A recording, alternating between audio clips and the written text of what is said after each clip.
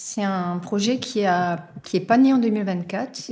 Il a commencé à être structuré début 2023, mais il a pris énormément d'ampleur en 2024 et c'est le projet QVT.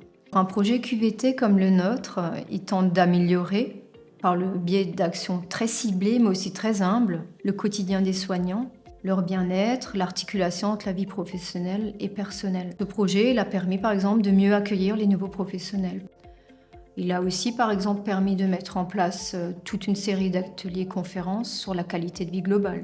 Ou encore, les professionnels ont aussi pu bénéficier d'ateliers bien-être, comme des massages à Mahasi, des ateliers yoga du rire, des ateliers gestion du stress. Et je citerai aussi les cérémonies des médailles, qui intègrent le projet QVT, qui sont organisées à nouveau depuis cette année. Une des actions du projet qui nous a apporté énormément de joie. Un moment de convivialité a été proposé le vendredi 5 juillet par le comité QVT et l'association sportive de Hunspach pour tous les professionnels du Chili. Alors pour la petite histoire, en 2020, période Covid, le président de l'association a été confiné chez lui avec sa famille, donc ils ont eu l'idée d'organiser une cagnotte sur les réseaux sociaux.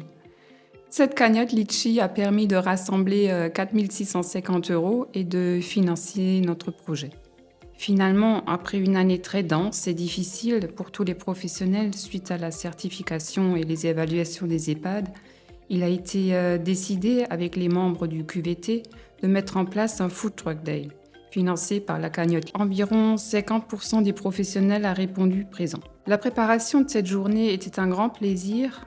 On parle de QVT, c'est aussi se retrouver ensemble sous le soleil, avec des collègues souriants, heureux et fiers.